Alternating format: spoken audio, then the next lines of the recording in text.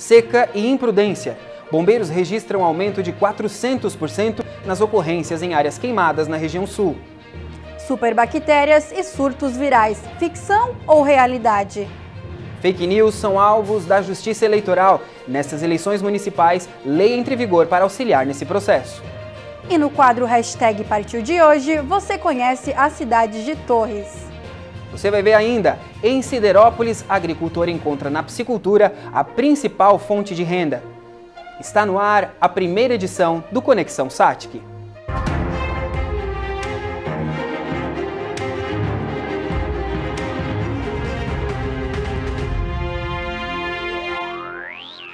Boa noite. A combinação de seca e falta de cuidados da população está preocupando os bombeiros. Incêndio em vegetação já é a principal causa dos chamados de emergência. E olha que não são poucos. O calor aliado com a estiagem é um prato cheio para os incêndios em vegetação se propagarem com facilidade. O 4º Batalhão de Bombeiros Militar, que compreende atendimento de Passo de Torres a Uruçanga, já atendeu mais de 800 incêndios desta natureza. Número que, comparado ao mesmo período no ano passado, gerou um aumento de 400%. De acordo com o chefe da seção de incêndio do 4º Batalhão, nos meses de março e abril deste ano, os incêndios em vegetação representaram cerca de 85% de todos os atendimentos realizados em Criciúma. Um estudo realizado pelo 4º Batalhão demonstrou que, no período de março a abril de 2020, somente no município de Criciúma foram atendidas 132 ocorrências desta natureza. Em Santa Catarina não chove razoavelmente desde o início deste ano e para o subcomandante do 4º Batalhão, grande parte dos incêndios em vegetação está aliada à ação de pessoas, seja direta ou indiretamente. A maioria poderia ter sido evitada. Mas normalmente o que ocorre é quando a pessoa faz um fogo em seu terreno e esse fogo aí pela ação dos ventos e também pela estiagem em si, ele perde o controle no terreno e aí vira um incêndio de grandes proporções ou de menores proporções, mas que queima uma grande área de vegetação na nossa área. Além de danificar o solo, agredir a fauna e a flora, outro problema quando se trata de incêndios que poderiam ter sido evitados é sobre o desgaste dos militares que trabalham nessas ocorrências. De acordo com o chefe de socorro do Corpo de Bombeiros Militar aqui de Criciúma, tem dias que são registrados mais de 12 incêndios, causando um desgaste desnecessário. Se chegar a dar um incêndio aí num apartamento, no 3º, 4º pavimento, que a gente não pode e não deve, usar elevador, a gente já está muito cansado. O nosso pessoal fica bastante abatido com esse tipo de ocorrência. Uma coisa que poderia ter sido evitado, o incêndio em vegetação. Entre os principais cuidados que devem ser tomados, o Corpo de Bombeiros Militar de Santa Catarina alerta para que as pessoas não iniciem queimadas, não queime lixos ou terrenos, não jogue bitucas de cigarro na mata, em ruas ou beira de estradas e o principal deles, não deixe garrafas de vidro em áreas de vegetação, porque o sol pode fazer um efeito lupa e iniciar um incêndio. E se você identificar um incêndio, entre em contato imediatamente com o Corpo de Bombeiros pelo telefone 193. Em virtude da pandemia, o presidente do Tribunal Superior Eleitoral, TSE, Luiz Roberto Barroso, propôs ao Congresso Nacional o adiamento do 1º e 2º turno das eleições municipais. A ideia é passar de outubro para o período entre 15 de novembro e 20 de dezembro. O presidente também sugeriu que o início da campanha eleitoral seja mantido para agosto. Neste ano, são esperados 153 milhões de eleitores para a escolha de vereadores e prefeitos em todo o Brasil. E, David, não é só essa mudança que vem por aí, né? Exatamente, Letícia. Além da mudança da data, como você mencionou, as eleições deste ano terão uma lei já inserida no Código Eleitoral para o combate das fake news. A Justiça Eleitoral também criou mecanismos e fortaleceu alguns já existentes para impedir a propagação de informações falsas no decorrer do pleito. Fake news, traduzindo para o português, notícias falsas ou, como defendem estudiosos da comunicação, informações falsas, porque se é mentira, não pode ser notícia. Estão por tudo, nas rodas de conversa, na internet, nas mídias digitais. neste momento de pandemia do novo coronavírus, correm soltas. Aqui em Criciúma e região, várias já circulam. Agora, próximo das eleições municipais, se evidenciam. Poderosas podem influenciar na decisão e no rumo do processo eleitoral. Quando você toma uma decisão, por mais livre que ela seja, com base em informações erradas, o resultado pode ser completamente oposto ao que você mesmo deseja. Nas eleições de 2018, as fake news tomaram conta. Teve de tudo, de kit gay à entrega de códigos das urnas eletrônicas para os venezuelanos. Algumas mais sérias e menos conspiratórias, como é que aconteceu contra o candidato à presidência na época, Ciro Gomes. Ele foi acusado de agredir a ex-mulher, Patrícia Pilar. Não sofri nenhum tipo de violência da parte de ninguém. Isso é totalmente falso. Mas para o pleito deste ano, o combate às fake news promete ser mais rigoroso. Uma lei aprovada no ano passado pelo Congresso, mesmo após veto do presidente Jair Bolsonaro, passa a valer nestas eleições municipais. A intenção é barrar informações falsas durante o processo eleitoral. A pena varia de 2 a 8 anos. Antes era de 6 meses, além de multa. A punição aumenta caso a calúnia ocorra sob anonimato ou nome falso. A resolução, conforme explica o advogado especialista em direito eleitoral Alberto Rolo em entrevista à Jovem Pan, também exige que os candidatos e partidos verifiquem a informação antes de divulgá-la. Porque se essas informações mais tarde se revelarem incorretas, mentirosas, o partido, o candidato, quem for o responsável pode ser punido com multa e, dependendo da situação, até criminalmente. De acordo com o advogado, não está prevista a suspensão de candidatura ou perda de mandato, caso o candidato seja eleito. O que pode acontecer, e a gente viu isso nas eleições de 2018, é se houver abuso da utilização dos meios de comunicação social, que a gente fala, abuso do WhatsApp, abuso das redes sociais, aí esse abuso pode gerar uma consequência séria, que seria a cassação do registro ou do diploma, mas isso é depois da eleição. A Justiça Eleitoral será responsável pela fiscalização das fake news. A sociedade pode denunciá-las por meio da ouvidoria do TSE, Tribunal Superior Eleitoral ou pelo aplicativo Pardal, disponível para celulares. A dúvida que fica é se esses mecanismos, aliados a uma nova lei, serão capazes de barrar informações falsas no decorrer destas eleições. E para tentar responder essa pergunta, vamos ao comentário de Gustavo Milioli. As fake news vão continuar sendo uma realidade. Infelizmente, não será uma lei que vai acabar com esse mal. O Brasil tem um dos maiores códigos penais do mundo e nem por isso deixamos de ser um dos países com os piores índices de violência. Para acabar com as fake news, é necessário investir lá no começo, na educação. Trazer essa pauta para discussões em salas de aula, para mudar desde o início a mentalidade do brasileiro. Até porque leis nós já temos demais. E a informação sempre será o melhor remédio. Para o Conexão Satic, Gustavo Milioli. O Centro de Tratamento Coronavírus no distrito de Rio Maina, em Criciúma, será transformado em uma estrutura para idosos. Até o momento, a obra que custou R$ 1.700.000 não precisou ser utilizada. O espaço, com mais de 3 mil metros quadrados e com capacidade de 170 leitos, foi uma das primeiras medidas tomadas para evitar o congestionamento do serviço de saúde na cidade. A Prefeitura já busca recursos do governo federal para aproveitar a estrutura e transformar em um asilo para idosos. Mas o local permanecerá reservado como hospital de campanha ao coronavírus até que a situação esteja controlada. A seguir, pandemias causadas por vírus e bactérias, a ficção que virou realidade em tempos de coronavírus. E nós vamos conhecer a cidade de Torres no quadro #Partiu. Voltamos já.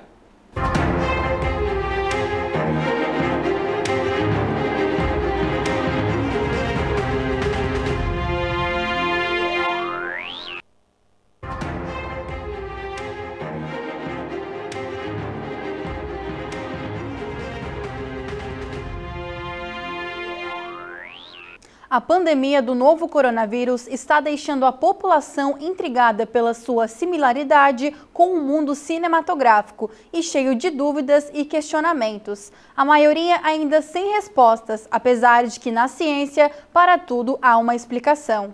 A essa altura da situação que estamos vivenciando em 2020, provavelmente você já comparou a nossa realidade com a de algum filme. E com isso vem as perguntas.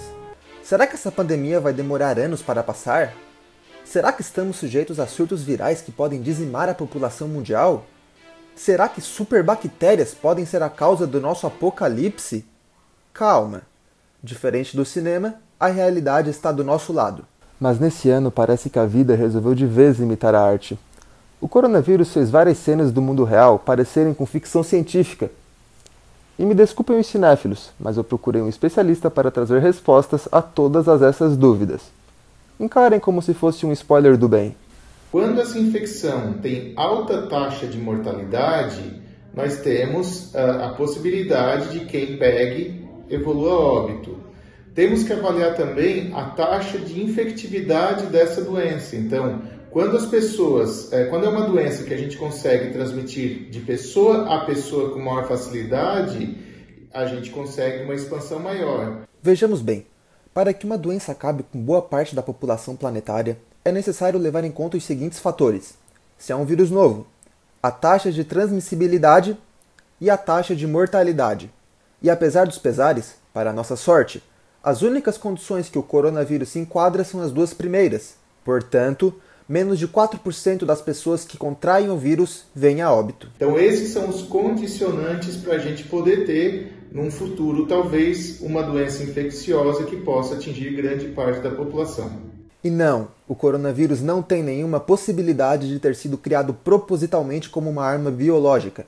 Pelo menos dessa vez, os Simpsons não preveram o futuro. Pode ser uma doença inventada. A atitude mais decente a se tomar é liberar um vírus mortal para a população geral. Temos uma coisa guardada na manga, mas ainda não foi testada. Claro que, havendo uma mutação laboratorial de um vírus, e esse tiver um poder de infectividade, de transmissibilidade e também de causar doença, é possível que um vírus possa ter uma mutação e disso acarretar numa doença. Por outro lado, não podemos descartar as semelhanças que o nosso mundo está tendo com os filmes baseados em epidemias. Talvez o mais próximo da realidade seja Contágio, lançado em 2011. Nele, um surto viral começou em Hong Kong por meio de morcegos e rapidamente se espalhou entre os humanos. Milhões de pessoas morreram ao redor do mundo, enquanto começou uma luta incessante em busca da vacina. Parece meio familiar, não é mesmo? Mas ainda tem o fato de medicamentos sem eficácia científica comprovada serem divulgados como ideais para o tratamento, enquanto profissionais da saúde insistem que o melhor a se fazer é manter o isolamento social. A boa notícia é que no filme, após alguns meses, a OMS conseguiu a tão esperada vacina, e agora torcemos para que no nosso enredo real também tenhamos um final como esse, e que possamos encarar o mundo pós-pandemia de uma maneira diferente, até porque, ao menos, teremos como legado o aprendizado. Bom, e quem conhece sabe que a gastronomia em Siderópolis é variada. Além de pratos típicos italianos, o peixe, em especial a tilápia, está conquistando o paladar da população. O crescimento no consumo vem beneficiando os piscicultores da cidade. O agricultor Raul Viola está no ramo da piscicultura há 5 anos. O negócio deu tão certo que Raul passou a diversificar o ramo. Há 2 anos implantou em sua propriedade uma unidade de processamento de pescado, que utiliza o peixe como fonte de receitas de vários pratos. Hoje a gente faz o filé, com o filé com pele e sem pele. Aí a gente faz as isquinhas com pele e sem pele. A gente tem também o croquete de tilápia e o caldo, mas ainda o filé é o carro-chefe da nossa. As vendas ocorrem nas próprias propriedades e na Feira da Agricultura Familiar, que acontece todos os sábados pela manhã, na Praça da Matriz, no centro da cidade. Claro, sempre respeitando as regras de combate à transmissão da Covid-19. Num levantamento feito pela Secretaria Municipal de Agricultura junto à população, pôde-se observar que ela teve uma ótima aceitação junto aos consumidores. A Secretaria de Agricultura vem incentivando a atividade de piscicultura no município, como uma forma de diversificação das propriedades e uma fonte de renda para o agricultor. A produtividade de seu Raul, por exemplo, chega a produzir 27 toneladas ano. São 4 tanques lotados de peixe que são vendidos para supermercados, restaurantes e quiosques. A produção também é distribuída nas escolas da região, uma merenda nutritiva e saborosa. Eu estou trabalhando aqui com 5 peixes por metro por metro quadrado de lâmina d'água. Hoje a gente atende Siderópolis, Treviso, Nova Veneza, Criciúma e Sara. Existem diversas opções de pratos deliciosos com a tilápia, que deixa sua fama de peixe com gosto duvidoso descartada. O pessoal acha que a tilápia é um peixe que tem um sabor forte, mas o pessoal se engana, assim, aos pouquinhos o pessoal estão experimentando e estão vendo que a tilápia é um peixe melhor. E no próximo dia 12, a Associação Beneficente Nossa Casa de Criciúma, que acolhe crianças e adolescentes em risco social, realiza a 8ª edição da Feijoada Mágica. Os ingressos estão à venda por R$ 25 na instituição. E no dia, a comunidade pode retirar o kit feijoada na Sociedade Recreativa Mampituba das 11h30 até as 13 horas, ou pelo aplicativo Tô Pedindo. E agora nós vamos à previsão do tempo com a repórter Manuela Silva. As baixas temperaturas estão atingindo o estado desde o fim de semana. A previsão é de que amanhã ventos de até 80 km por hora atinjam o estado por conta de um ciclone extratropical. A temperatura fica na casa dos 20 graus, podendo chover a qualquer hora do dia. O alerta fica para pescadores porque não é recomendada a navegação e pesca, porque as ondas podem chegar a 3 metros de altura. Vamos com você, David. Obrigado, Manu. Bom, e a vontade de sair de casa, de viajar e conhecer novos lugares está grande, não é mesmo? Nós sabemos. Mas enquanto isso não é possível em razão da pandemia, que tal uma dica de um local especial para você visitar quando tudo isso passar? No quadro #Partiu de hoje, a repórter Larissa Witt te apresenta a cidade de Torres, no litoral norte gaúcho. Confira. Estamos vivendo um período delicado, um momento histórico que parou o mundo. A pandemia do coronavírus avançou rapidamente e pegou a todos de surpresa. Mas isso não significa que mesmo em casa você não possa se divertir. Então, que tal sentir um pouquinho de tranquilidade em meio ao caos, fazendo um tour no lugar perfeito para isso? Começa hoje o nosso novo quadro Partiu, onde eu vou viajar junto com você para te mostrar o que as cidades do sul do Brasil têm de melhor. E é claro que para a nossa primeira rota eu escolhi Torres, a mais bela praia gaúcha. Quer conhecer um pouco mais? Vem comigo que eu te mostro!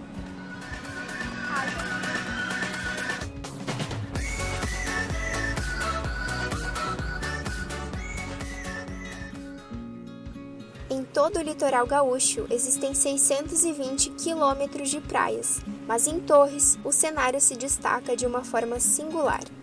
A paisagem é rodeada por morros formados pelo derramamento de vulcões há aproximadamente 190 milhões de anos. E a nossa primeira parada é aqui, no cartão postal da cidade. A Praia da Guarita está localizada dentro do Parque José Lutzenberger, construído por ambientalistas na década de 70.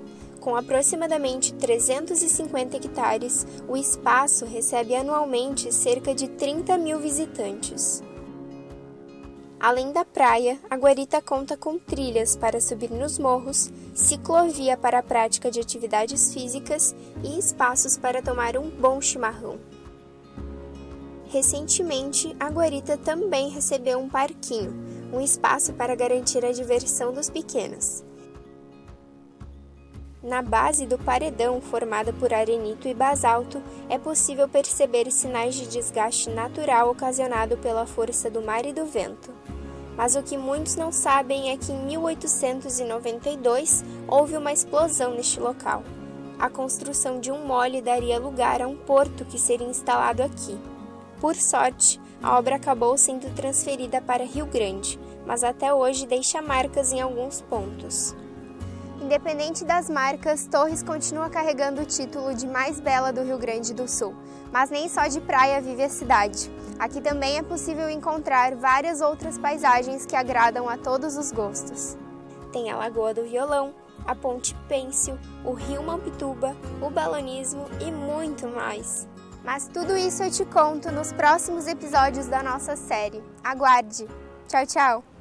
E que legal essa dica de lugar da Lari, né, David? Mas enquanto essa pandemia não passa, o ideal mesmo é que a gente se cuide, né? É isso aí. Mas logo, logo tudo isso vai passar e a gente vai poder aproveitar bastante. Por hoje, a edição do Conexão Sat que fica por aqui. A você, boa noite. Boa noite.